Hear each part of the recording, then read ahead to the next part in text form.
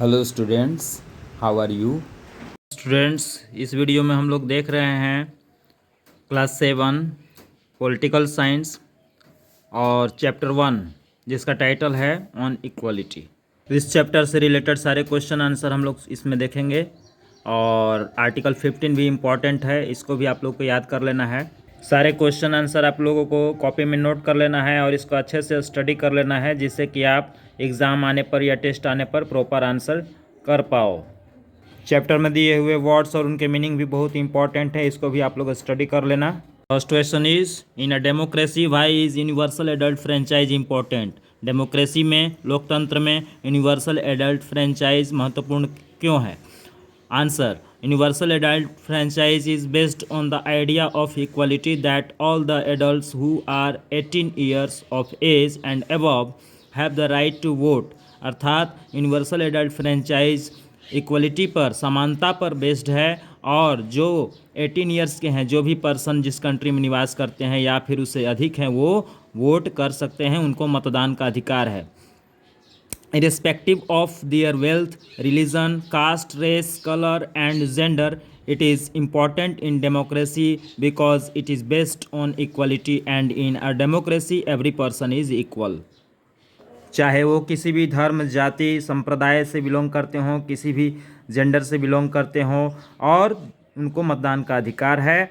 और इम्पॉर्टेंट है डेमोक्रेसी में इसलिए क्योंकि ये इक्वलिटी यानी समानता पर ये बेस्ड है, समानता पर आधारित है, और डेमोक्रेसी में सभी लोग आपस में बराबर हैं। Next question is, read the box on article 15 and state 2 ways in which this article addressing inequality. तो बुक में जो बॉक्स दिया हुआ आर्टिकल 15 से रिलेटेड, इसको स्टडी करके आंसर करना है। आर्टिकल 15 असमानता के बारे में और उसको समाप्त करने के लिए क्या बताता है? Answer is, article 15 states prohibition of discrimination, किसी भी तरह का भेदभाव को निषेध करता है, on grounds of religion, race, caste, gender, place of birth, any disability और restriction with regard to, first number, access to shops, public restaurants, hotels, and public entertainment. Second number, allowing use of wells, tanks, ghats, roads, and public resorts maintained wholly or partly out of state funds. Next question is, in what ways was Om Prakash Valmiki's experience similar to that of the Ansaris? Ansaris के साथ ओम प्रकाश वाल्मीकि का जो अनुभव रहा है discrimination का, वो कैसे एक समान जैसा है? हाँ, answer is, Om Prakash Valmiki's experience was similar of the Ansaris because Om Prakash Valmiki was not allowed to sit with other students in the school, whereas the Ansaris were not rented the flat in need. Om Prakash Valmiki was discriminated because he was a Dalit, and the Ansaris were faced discrimination because of their religion. In both ways, they have experienced similar. Om Prakash Valmiki को दलित होने की वजह से school में सभी विद्यार्थियों के साथ बैठने नहीं दिया जा रहा था, और अंसारी को उनके धर्म के चलते उन्हें किराए पर फ्लैट नहीं मिल रहे थे। Next question is, what do you understand by the term all persons are equal before the law. एक सभी नागरिक कानून के सामने बराबर हैं, इससे आप क्या समझते हो? Why do you think it is important in democracy? Answer is, the Indian Constitution recognizes every person as equal. This means that every individual, including male or female from all castes, religion, tribes, economic and educational backgrounds, are recognized as equal. All persons are equal before the law means that each and every citizen should be recognized equal and obey the same laws of the country. यानी हर नागरिक बराबर है कानून के सामने और उसे एक समान ही कानून का पालन करना होता है। It is important in democracy because it is not allowed to discriminate the people, and in a democracy every person is equal. ये इम्पॉर्टेंट इसलिए है क्योंकि ये अलाउ नहीं करता है लोगों के बीच भेदभाव करने के लिए, और डेमोक्रेसी में, लोकतंत्र में सभी नागरिक आपस में बराबर हैं।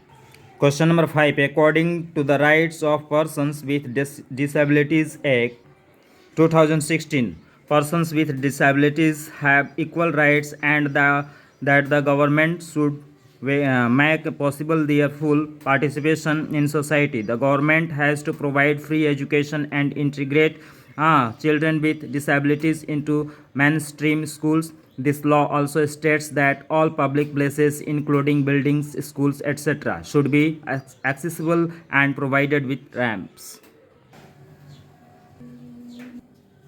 Look at the photograph and think about the boy who is being carried down the stairs. Do you think the above law is being implemented in his case?